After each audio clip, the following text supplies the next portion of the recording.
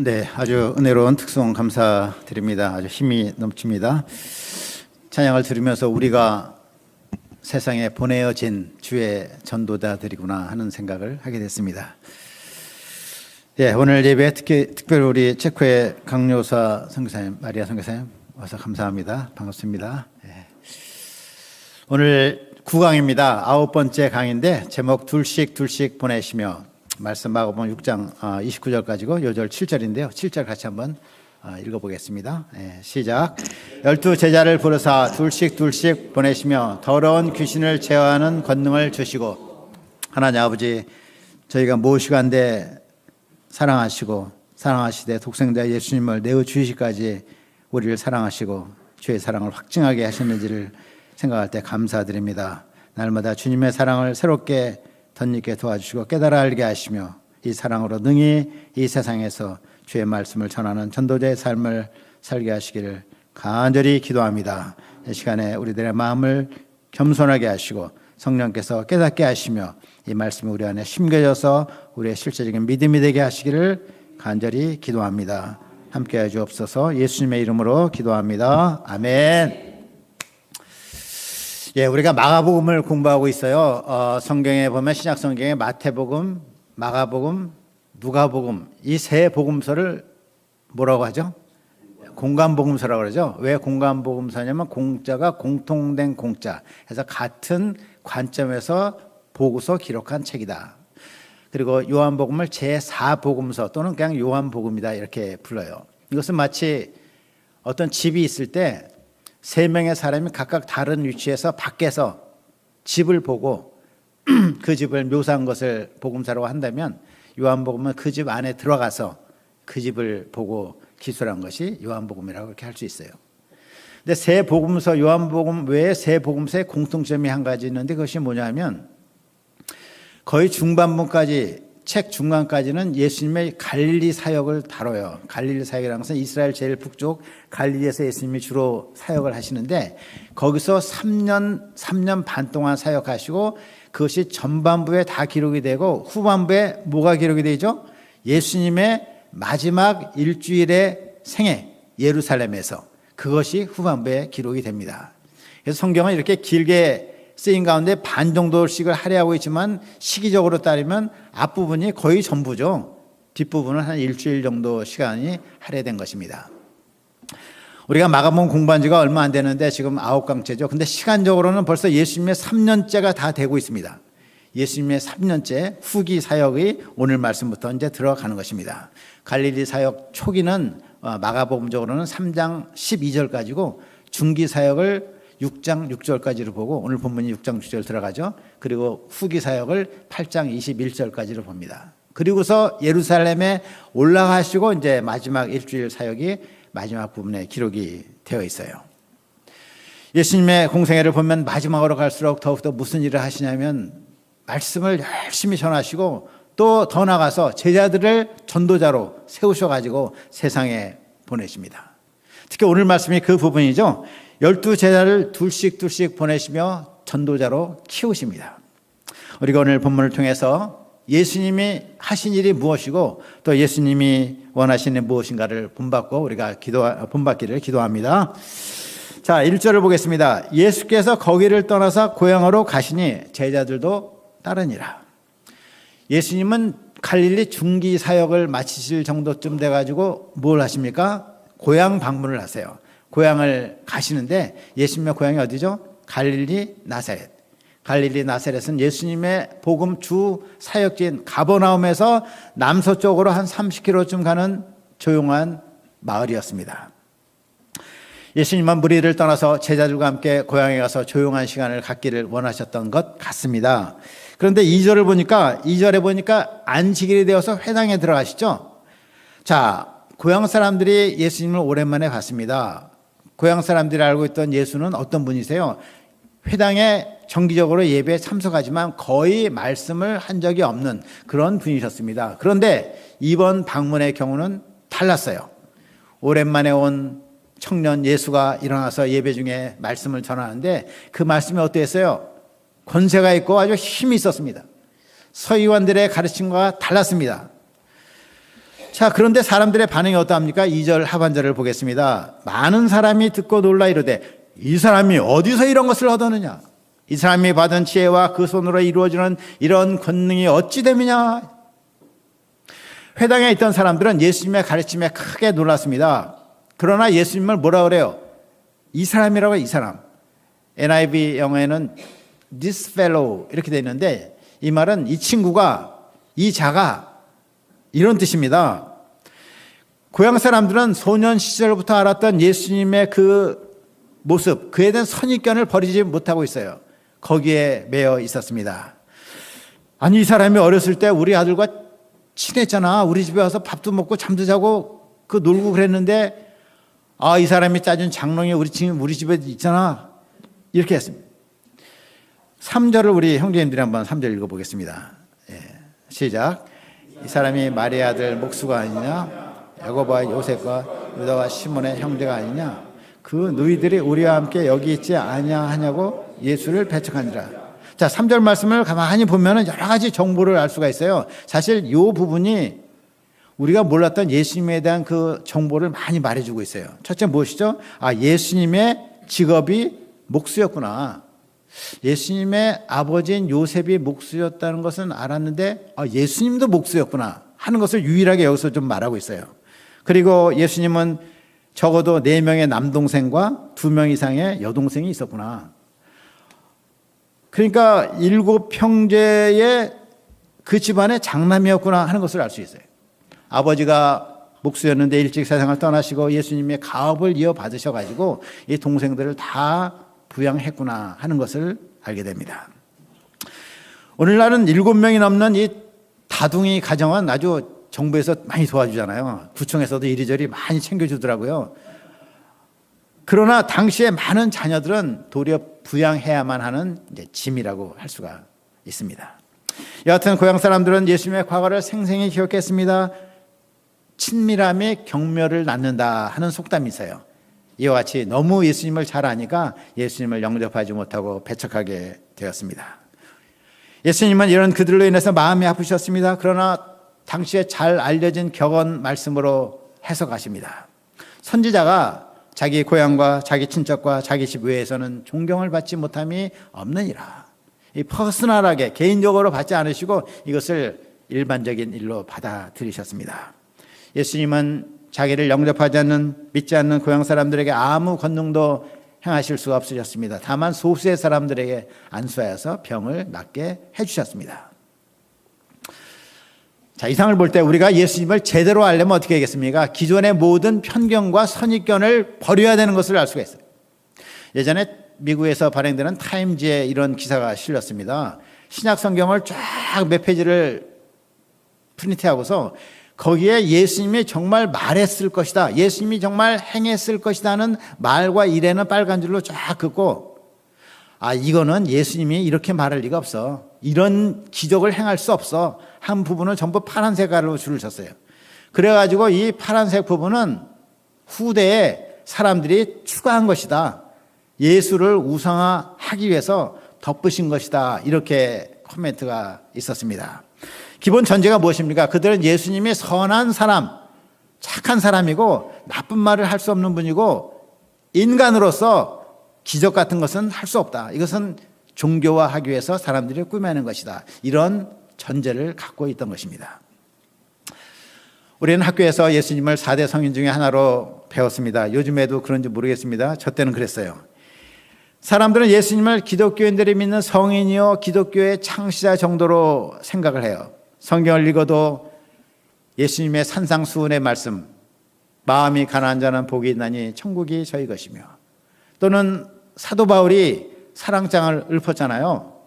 사랑은 언제나 오래 참고 온유하고 자랑하지 아니하고 교만하지 아니하고. 그런 말을 읽을 때는 정말 성경은 참 좋은 말씀이구나 하다가도 심판에 대한 말씀, 지옥에 대한 말씀, 회개하라는 말씀 들으면 이거는 좀 아니다, 기적에 관한 내용을 읽으면 이것은 허구다, 이렇게 편견을 갖습니다. 이런 편견을 버려야지 우리가 예수님을 제대로 알 수가 있습니다. 성경에 기록된 예수님의 말씀과 행하신 일을 그대로 받아들일 때 우리가 예수님이 어떤 분인가를 잘 알게 됩니다. 어떤 사람은 또 이런 말이에요. 성경 기록에 좀 뭐 문제가 있지 않아? 성경에 오류가 있지 않아? 이런 말 하는데, 사실 많은 학자들이 믿을 만한 사본을 가지고 오랫동안 연구하고 비교하고 비평하는 일을 했습니다. 그래서 어떤 말을 하냐면, 지금 이 시대에는 성경 본문 비평은 끝났다, 이렇게 말해요. 신학적으로. 무슨 말이냐면, 성경의 정확성, 원전에 따른 정확성은 더 이상 의문의 여지가 없다 하는 말이에요. 우리가 살아계신 하나님의 말씀을 그대로 전수받아서 오늘같이 자유롭게 읽고 공부하는 것은 큰 은혜요 특권임을 믿습니다.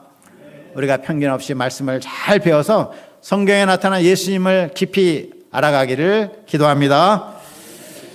자, 고향을 떠나 예수님이 무엇을 하십니까? 6절 하반절을 보겠습니다. 2회부터 한번 다 같이 읽겠습니다. 시작. 이에 모든 천에 두루 다니시며 가르치더라.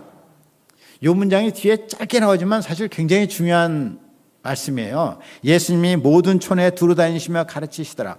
바로 이 시점이 예수님의 갈릴리 사역 후반기가 시작될 때입니다.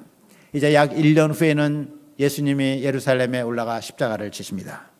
예수님은 자신의 생애의 마지막이 가까울수록 더욱 하나님의 나라의 복음을 열심히 전하십니다. 이에 모든 촌에 두루 다니시며 가르치시더라.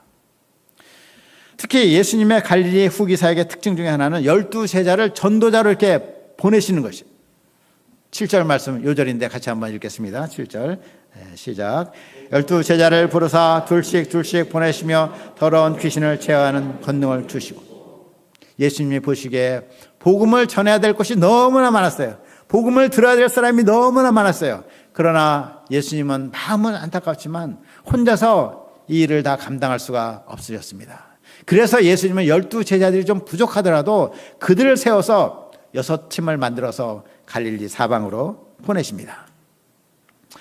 자, 예수님이 둘씩 짝지어 보내신 이유가 무엇일까요? 이는 둘이 하나보다 낫기 때문입니다. 전도서 4장 9절 10절은 말합니다. 두 사람이 한 사람보다 나으면 그들이 수고함으로 좋은 상을 얻을 것입니다. 혹시 그들이 넘어지면 하나가 그 동물을 붙들어 일으키려니와 홀로 있어 넘어지고 붙들어 일으킬 자가 없는 자에게는 화가 있으리라. 우리도 실제 이런 사실을 경험하죠. 캠퍼스에 우리가 가끔 이제 피싱을 가는데 혼자 가면 자유롭긴 하는데 조금 이렇게 학생들한테 말 걸기가 쉽지가 않아요. 그러다가 한두 번 이렇게 거절을 당하면은 조금 이렇게 자신이 없어지고 벤치에 앉아서 학생들 지나가는 거 보다가 식당에 가서 밥 먹고 내려오잖아요. 근데 둘씩 가면은 아무래도 서로 힘이 되고 합심기도 하고 격려가 되고 또 어떻게 보면 감독도 되고 이렇게 어떻게 하나 보고.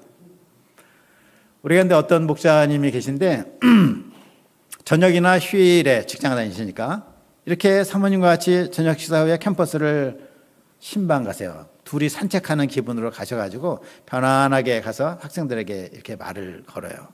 그러니까 이 두 분이 편안하니까 그 걸음을 다하는 학생도 편안한 거야. 편안한 마음으로 얘기하고 선배로서 그들의 신앙 상담도 해주고 장례 진로도 대화해주고 그러면서 성경 공부도 초대하고 아주 좋은 그런 둘씩 가는 본이라고 할 수가 있겠습니다. 자, 예수님은 제자들을 둘씩 6팀을 만들어 갈릴리 지역의 사방으로 보내시는데 전도가 쉽지가 않죠. 사탄과의 영적인 싸움입니다. 그래서 예수님은 그들에게 귀신을 쫓아내는 권능도 주십니다. 자, 근데 영적 권능은 주시지만 반면에 뭘 주지 않으시죠? 8절부터 9절을 우리 형제님들이 8, 9절 한번 읽어주시겠습니다. 시작.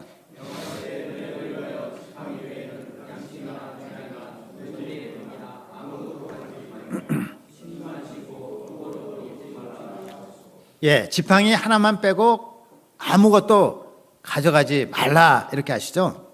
근데 지팡이는 좀 오래 걸을 때 꼭 필요한 물건 아니겠습니까? 약 120년 전에 미국 남장로교 선교사님들이 와서 호남 지역에서 복음을 전했는데 그들이 막 고생 엄청 많이 했죠. 그 당시 우리 100년, 120년 전에 한국은 얼마나 미개하고 인습에 찌든 나라였습니까? 그런데 이분들이 겪은 큰 어려움 중에 대표적인 것은 오래 걸어서 발이 아픈 문제였더라고요. 그 당시에 무슨 포장도로가 있었겠습니까? 산길에 막 그 돌이 많은 길을 하루에도 수십 리씩 걸었다고 기록이 되어 있습니다. 그래서 발바닥에 부르트고 아파서 고생을 했어요. 어떤 후속 선교사는 발이 너무 아파서 선교를 중단하고 미국으로 돌아간 그런 기록도 있습니다. 이런 전도를 위해서 지팡이는 좀 필요하죠. 특히 산길을 올라가거나 내려올 때 지팡이가 있으면 얼마나 도움이 됩니까? 뱀 같은 짐승이 나오면 그것을 물리치는 호신용으로도 지팡이는 필요합니다. 자, 이런 지팡이 하나는 가져가되 그 외에는 아무것도 가져가지 말라고 예수님은 그들에게 말씀하셨습니다. 자, 무엇보다 양식을 갖고 가지 말라고 그래요. 양식. 우리가 며칠간 어디 전도여행 간다고 생각하면 제일 먼저 챙기는 게 빵이잖아요. 빵, 초콜릿, 컵라면을 가방에 잔뜩 넣어가지고 우리가 가죠. 그런데 가져가지 말라고 그래요. 양식을 가져가지 말 뿐만 아니라 뭐예요? 배낭을 가져가지 말라. 가방을 가져가지 말라. 돈이나 여분의 신발이나 옷도 가져가지 말라고 합니다. 오늘 어떤 목사님이 청년팀에게 이런 방향을 주면 어떻게 했습니까? 야, 이건 아무리 훌륭하지만 너무 심하다 할 것입니다. 또 당시에는 길거리에 가다가 무슨 편의점이 없었어요. GS25나 CU도 없었습니다. 해가 질 때까지 인가를 찾지 못하면 꼼짝없이 짐승들이 울부짖는 들판에서 지내야 되었습니다.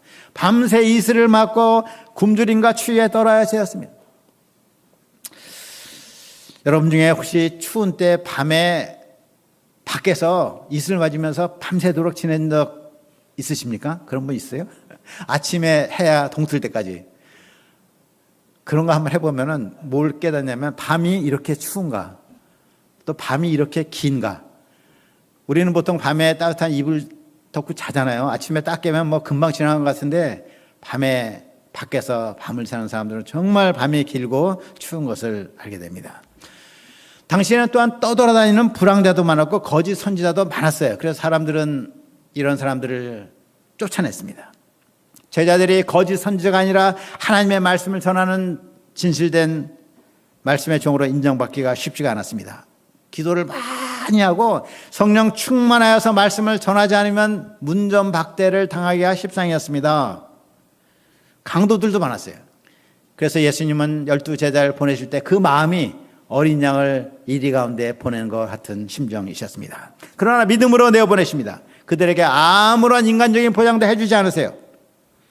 예수님은 제자들을 온실에서 기르지 않으셨습니다. 믿음으로 승리하지 못하면 굶주릴 수도 있고 추위에 떨 수도 있는 세상으로 보내십니다. 사람들의 일시적인 도움보다도 살아계시고 전능하신 하나님을 믿는 믿음을 갖도록 훈련하셨습니다. 예수님은 오늘날도 세상을 바라보시며 믿음 있는 전도자들을 찾으십니다. 세상 권세 잡은 사탄과 싸우며 하나님 나라의 복음을 전할 일꾼들을 찾으십니다. 우리가 이런 전도자가 되기 위해서는 주님이 주시는 능력이 필요합니다. 또 믿음이 필요합니다. 믿음이 없이는 한 영혼도 구원할 수가 없습니다. 그러므로 우리는 하나님을 믿는 믿음을 배워야 되겠습니다. 언제든지 자기를 극복할 수 있고 다른 사람을 도울 수 있는 그런 역량을 키워야 되겠습니다. 이를 위해 때때로 우리는 영적인 훈련을 잘 받아야 되는 것입니다. 사람들은 자기가 원하는 것만 자기가 할 수 있는 범위에서만 하고자 합니다. 소위 컴포트 존, 컴포트 존에 가지고 안전지대에 머물기를 원합니다. 그러나 이 컴포트 존에만 있으면은 훈련이 안 됩니다. 믿음을 배울 수가 없어요. 미국의 한 목회자가 아시아와 중동과 아프리카 선교 여행을 다녀와서 미국에서 선교 보고를 하면서 이런 말을 했습니다. 내가 아프리카와 중남미 중동 지역을 다녀보니까 There are many 15, 16 years old men 15살, 16살 먹은 남자들이 많이 있었다. 그런데 미국에서 보니까 35 years old boys 35살 된 소년들이 많더라. 무슨 말이냐면 우리식으로 하면 자기 나라에는 어른아이가 많다 이런 말이에요. 인생 훈련을 받지 않아서 아직까지 훈련이 안 된 사람이 많다는 말을 그렇게 표현했습니다. 자, 우리 모임에서는 알게 모르게 여러 가지 영적 훈련을 받고 있습니다. 안 받는 것 같은데 다 같이 받고 있으니까 그걸 모르는 거예요. 우리가 새벽기도 훈련을 받습니다. 일용할식 훈련을 받습니다. 특히 소감을 쓰고 발표하는 훈련을 받아요.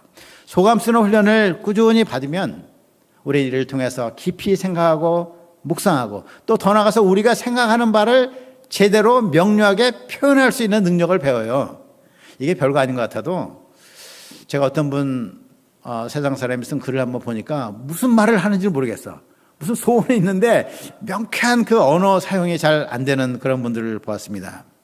우리가 소감을 꾸준히 훈련을 받으면 빼어난 말씀의 종 성경 선생으로 성장할 수가 있습니다. 또 우리가 양들을 소잉하고 말씀을 가르칩니다. 한 영혼의 목자로 성장합니다. 장막 생활을 하는 가운데 다른 사람을 배려하고 섬기는 그런 훈련을 받습니다. 평신도 목사님들은 2중 3중의 십자가를 지십니다. 힘들지만 이를 통해 연단을 받으면 평범한 일은 어렵지 않게 따끈하게 처리하게 됩니다. 특별히 영적 훈련의 목적은 하나님 한 분을 믿는 믿음의 사람이 되는 것입니다. 복음은 전하고 싶다는 소원만으로 할 수가 없어요. 하고 싶다는 마음만으로 할 수가 없습니다. 믿음이 있어야 합니다. 믿음이 있어야 능력 있게 말씀을 전하여 영혼을 구원할 수가 있는 것입니다. 예수님은 12제자가 온실 속의 화초나 마미 보이가 되도록 키우지 않으셨습니다. 어디에 던져져도 생존할 뿐만 아니라 복음 전파 사명을 완수하는 믿음의 용사들로 키우셨습니다. 10절 말씀 우리 자매님들이 10절 한번 읽어주시겠습니다. 또 이르시되 시작.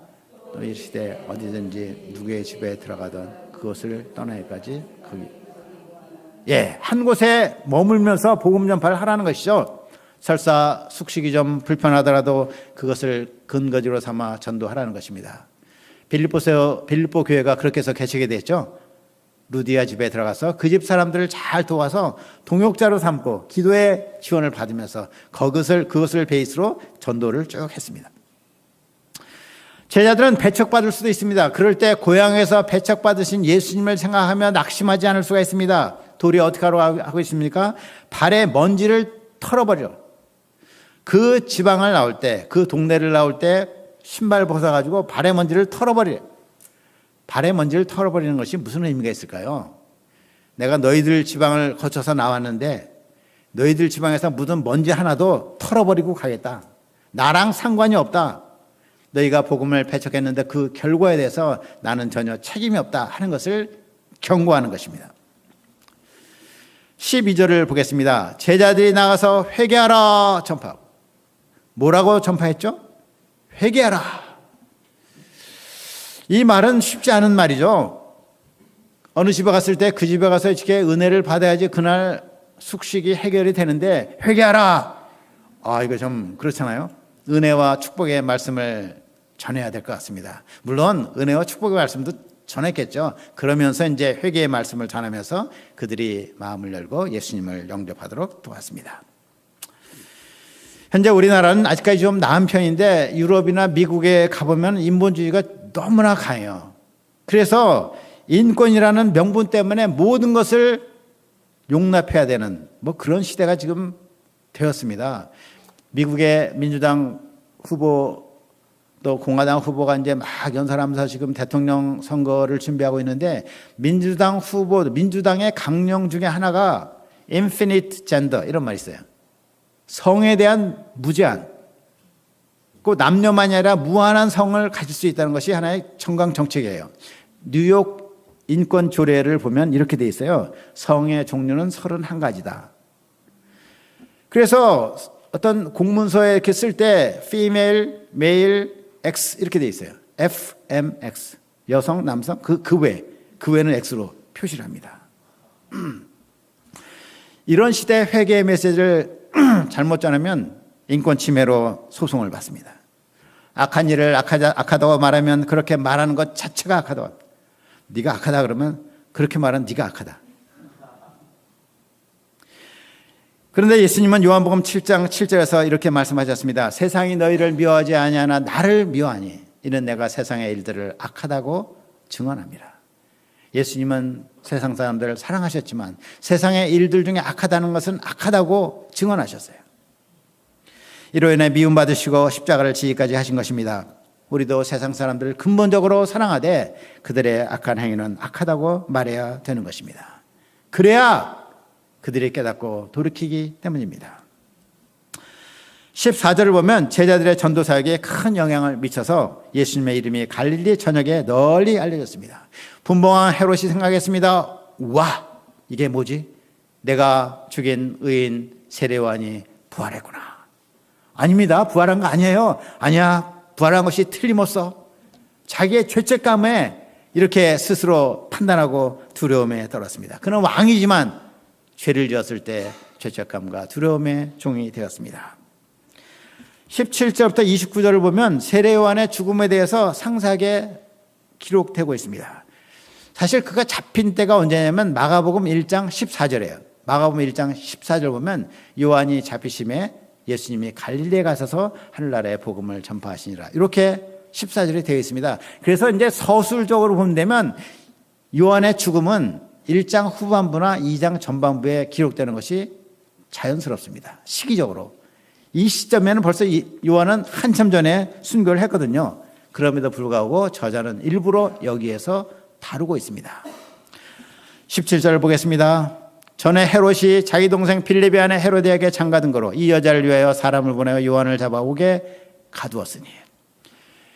여기서 헤롯은 헤롯 안티파스로 이두메 지역 분봉왕을 말합니다. 헤롯 안티파스는 헤롯 대왕의 여러 아들 중에 하나였어요. 그는 그 당시 아주 막강한 나바티안 왕국의 공주와 결혼했습니다. 나바티안 왕국이 지금의 그 요르단의 페트라를 수도로 해서 그 당시 넓게 이렇게 지역을 차지했어요. 북쪽으로는 다메섹까지, 남쪽으로는 아라비아 반도 전체까지, 서쪽으로는 시나이 반도까지 이렇게 통치한 큰 나라였습니다. 그 나라 공주와 결혼했었는데 이 헤롯 안티파가 이복 동생 빌립의 아내 헤로디아에게 또 마음이 갔어요. 그래서 그 여인을 뺏어서 또 결혼했습니다. 헤로디아는 헤롯 대왕이 다른 아내로부터 낳은 아들이 하나 있었는데 아리스토블로스라는 아들이 있었습니다. 그 아리스토블로스의 딸이었어요. 이걸 좀 정리해보면 무슨 말이냐면 헤로디아가 자기 삼촌 빌립과 결혼했다가 또 다른 삼촌 헤롯 안티파랑 또 결혼한 것입니다. 헤롯 왕가의 성적 타락이 극심한 것을 볼 수 있습니다. 세례요한은 이 문제를 도전합니다. 그것은 옳지 않다 하고 반복하여 헤롯에게 탁 직언을 했어요. 그러나 헤롯은 요한이 의인인 것을 알고 그 말을 참고 넘깁니다. 그런데 헤로디아는 앙심을 품었어요. 헤롯을 압박하여서 요한을 체포하고 투옥했습니다. 그러다가 마치 헤롯의 생일이 다가왔습니다. 큰 파티를 열게 되었습니다. 많은 손님이 초청되었어요. 헤로디아는 계략을 씁니다. 자기 딸로 그 파티에 들어가 춤을 추게 합니다. 그 딸의 이름은 살로메라고 기록이 되어 있는데 무의같이 요염하게 외설적인 춤을 추어서 참석한 사람들을 즐겁게 해주었습니다. 그러자 헤롯은 아주 기분이 좋아서 하하하하 내가 너에게 무엇인지 해주겠다. 말만 해라. 상을 주겠노라. 내 나라의 절반까지도 주겠다. 허풍을 떨었습니다. 그러자 이 아이가 자기 어머니에 가서 무엇을 구할지 상의했는데 그 어머니가 말하기를 요한의 머리를 구하라. 이 말을 헤롯 안티파가 들었을 때 정신이 번쩍 나고 술이 번쩍했을 것입니다. 자기의 경솔함을 후회했지만 이미 때가 늦었어요. 수많은 손님들이 다 쳐다보고 있습니다. 자기의 스타일을 구기지 않기 위해서 병사 하나를 보내서 요한의 머리를 베게 합니다. 이 소녀는 14살 정도의 티네이저였습니다. 피가 철철 흐르는 요한의 머리를 손안에 받아가지고 그것을 자기 어머니에게 들고 가는 모습을 생각해 보십시오. 얼마나 끔찍합니까? 헤로디아는 그것을 받아들고 미소를 지었을 것입니다. 자, 저자 마가가 이 시점에서 세례 요한의 죽음을 이렇게 길게 상세하게 기록하는 이유가 무엇일까요? 두 가지. 첫째는 그 시대 정치 지도자들의 타락을 고발하는 것입니다. 헤롯은 왕이었습니다. 백성들의 목자로서 그는 백성들을 돌봐야 되었습니다. 그러나 그는 심히 음란하고 허풍을 떨었습니다. 자기 정력과 체면만 생각했습니다. 이런 시대의 백성들은 목자 없는 양과 같았습니다. 예수님은 이런 시대에 정치적인 혁명을 도모하지 않으셨어요. 도리어 모든 촌에 두루다니시며 말씀을 전파했습니다. 그리고 12 제자를 보내어서 전도하게 하십니다. 자, 두 번째 이유는 세례 요한의 죽음이 다가오는 예수님의 죽음을 예표하는 것입니다. 헤롯은 의인 요한의 말을 듣고 안절부절 못했습니다. 그러다가 헤로디아의 계략에 걸려들어서 요한을 죽게 만듭니다. 빌라도도 예수님의 말을 듣고 안절부절 못하고 두려워했습니다. 그러나 종교 지도자들의 계략에 넘어가서 예수님을 십자가에 내어주지 않습니까? 헤롯은 요한의 부활을 언급합니다. 예수님도 실제로 부활하십니다. 예수님은 자신의 죽음을 예감하시면서도 그 불의한 시대에 무엇을 하십니까? 12 제자를 내보내셨습니다. 예수님이 이 12 제자를 내보내신 사건은 어두운 시대, 그 어두운 시대에 별과 같이 빛나는 일이었습니다. 의인이 목배임을 당한 불의한 시대에 절망하지 않고 도전한 혁명적인 사건이었습니다. 전도하는 제자들이 없다면 세상은 정말 어둡습니다. 전도하는 제자들은 세상의 빛이요 소망입니다. 오늘날 우리가 세상에서 가장 우선적으로 할 일이 무엇이겠습니까? 복음을 전하는 것이라고 믿습니다. 전도하는 제자를 키워서 세상에 보내는 것이라고 믿습니다. 물론 불신 세상에 복음 전파는 쉽지 않고 위험할 수도 있습니다. 그럼에도 불구하고 우리는 예수님처럼 이 일을 감당해야 될 것입니다. 말씀을 전하지 않으면 아무도 듣지 못합니다. 듣지 못하면 아무도 믿지 못합니다. 믿지 못하면 아무도 구원을 받을 수가 없습니다. 우리나라가 한 세대 후에 주님을 모르는 세대가 될까 두렵습니다. 우리가 먼저 일방적인 은혜로 주님을 알게 된 사람으로 빚진 자의 심정으로 힘써 하나님 나라의 복음을 전해야 되겠습니다. 믿음으로 전도자들을 세워서 내보내기를 간절히 기도합니다. 결론적으로 패척과 박해는 복음 역사를 어렵게 만드는 것처럼 보입니다. 그러나 예수님은 도리어 이때 친히 전도하시고 12를 세워서 세상에 보내셨습니다. 오늘날 캠퍼스의 어려운 환경으로 전도가 위축되고 전도하는 사람들이 잘 안 보입니다. 이때야말로 복음을 들고 캠퍼스로 세상으로 나가야 될 때임을 믿습니다. 복음 전파자들이 이 어두운 시대의 빛이요 소망입니다. 우리가 힘써 복음을 전하고 또 복음 전파자들을 세워서 캠퍼스에 보내기를 간절히 기도합니다. 기도하겠습니다. 하나님 아버지, 참으로 예수님 당시 시대가 절망적이었습니다. 정치 지도자들의 타락과 참으로 예수님께도 실제적인 위험이 닥치는 시대였습니다. 그럼에도 불구하고 예수님이 친히 여러 마을로 다니시고 말씀을 전파하시고 또 어리지만 부족한 제자를 세우셔서 참 실제적인 훈련을 통해서 전도자로 키워가신 것을 감사합니다. 우리가 힘써 전도자가 되게 하시고 전도하는 사람들을 세워서 캠퍼스의 세상에 보내게 도와 주옵소서. 감사하고 예수님의 이름으로 기도했습니다. 아멘.